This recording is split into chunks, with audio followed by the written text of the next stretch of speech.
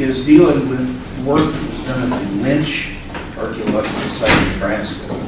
And so the presenters are Eagle House and, yes, over here, and Natalie Schraub. And I guess that you're talking about ground penetrating equipment at the website. They were gonna, Haley and Amelia, we're gonna go first. Oh, I'm sorry. Because they do like the. Yeah, also covers some Okay, background well. information. So, like Maggie and Natalie, we also did our research based on excavations at the Lynch site. The excavations were done just this past summer in 2018. So I guess if we're unfamiliar with the Lynch site, it's in North Nebraska, kind of a central east area, kind of in a weird area between there that no one can agree if it's central or east.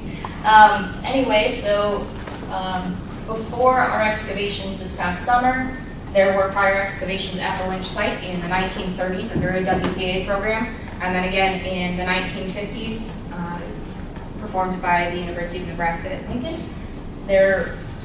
So our research focused mostly on pottery. In these previous excavations, they found the Lynch site to be a village site that dates to about 700 or 800 years ago.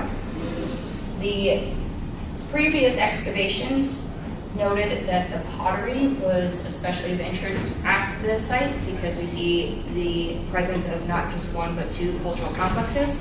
Both the Central Plains tradition and the Oneota are evident in the pottery. So kind of markers that we used were, so for Central Plains tradition, cord marked pottery, or sometimes smoothed over cord marks, sometimes not, are very characteristic of the Central Plains tradition. The Oneota pottery is typically smoothed over, sometimes with incised lines. Especially characteristic of the Oneota pottery is the opposing diagonals that you'll see sometimes. So then we get some like mixing as well, and both of the excavations previously noted this.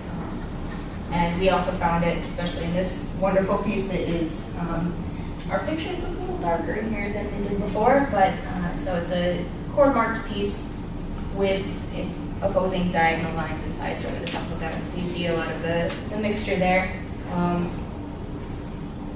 So I guess, yeah, other things characteristic of the Central Plains tradition, in the rim, they would have either an S shape typically, or a collared rim, and never decorations on the interior of the rim. Whereas with the Oneota, it's usually just a straight rim, and you would find interior decorations on the lip sometimes, as you can see in this piece here. So those are kind of the guidelines that we went based on when we were doing our analysis. I'll just go in a little more depth of like how we sorted through these and how we used the prior research to kind of set them apart. So like Haley said, this is Central Plains tradition. And here, so cord marked means that what they would do is they would build the pot up, actually, and then they would take a paddle and they would wrap a cord around it, and they would actually kind of like smack it against the wet clay. And so it would leave this indentation of the cord. And then in some pieces they would do that process and then smooth over it. And then the Oneota, we had called simple stamped, and they would smooth the pot over, and then they would take either another piece of pottery or a sharp instrument and actually carve the lines, as you said earlier. And then the mixed style is exactly what it sounds like. They would either they smooth over cord marked pots and simple stamp them, or they would just do different designs and mix them together. And then here in the middle right here we have the different tempers that they used. And temper is just something that they mix with the clay in order for the pot not to break or crack during the firing process. And so here we have the Lynch temper, which is unique to the site because it is made from the clay at the site. So it's made from that's at Lynch. And it's unique in its way that it has little black like specks and dots in it, and that's how we made sure like that was Lynch timber. And then here we have sand, which is the sand. You can basically pretty much find that anywhere. And then in some pieces, not very many, we had shell, which is really interesting. Yeah, I guess the shell timber is characteristic of the Omeota. It's not seen in any other Central Plains tradition pottery. And I guess I could be wrong here. I think I did some research and found out that the Lynch timber is like a, I think, like silamine kind of rock material, so that's why it is black and not the same as sand. And so, kind of the reason why this is important and why we think that this needs to be further discussed and researched is the Omeota were from the way east of the plains, right? Yeah, like Oneota is typically found further north and east from the site, and the Central Plains tradition is kind of in the area of the site and further south as well. And so it's really interesting to see these two different, I mean, they come from completely different areas, come together and actually coexist and commingle and bring their two ideas and just really like live together, make things together, which is really interesting.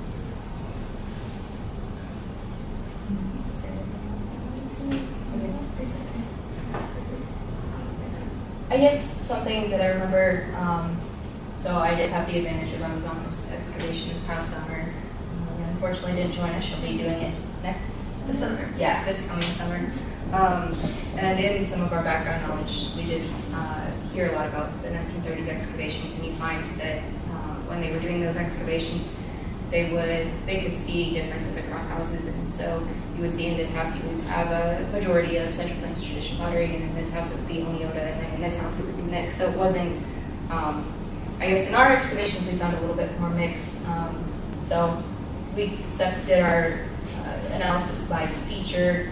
We excavated 3 features during what we thought was 3 features. Towards the end of excavations, like the last week, we got into one, and in 2 adjacent units, we thought that it was going to converge into one, and it diverged into 2 separate units, and we did not have enough time to tackle that lovely issue that late in the field season. So we actually analyzed the 3rd and 4th features as one, so that's kind of where we got our data here. And in both features 1 and features 3 and 4, we saw a presence of the mixed style. I guess more so in features 3 and 4, and definitely less so in features 1 and 2. We saw the mixed, primarily Central Plains tradition in features 2, 3, and 4, and actually primarily Oneota in features 1. So we saw a mix kind of within all 3 of them, but there was one that kind of was a majority within each, and they all were a little bit different. So. And then, like, any possible like future research, because we collaborated with University of Colorado Boulder, they will be taking most of that on, I believe. Yeah, so our research and the excavation were overseen by both Drs. Casey Carlson here and Doug Bamford from the University of Colorado Boulder, and one of his graduate students will be doing chemical analysis of the pottery this coming year, I believe.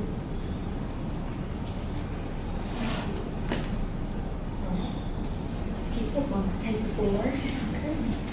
So our poster focuses more on the process done before we actually got out into the field. In March of 2018,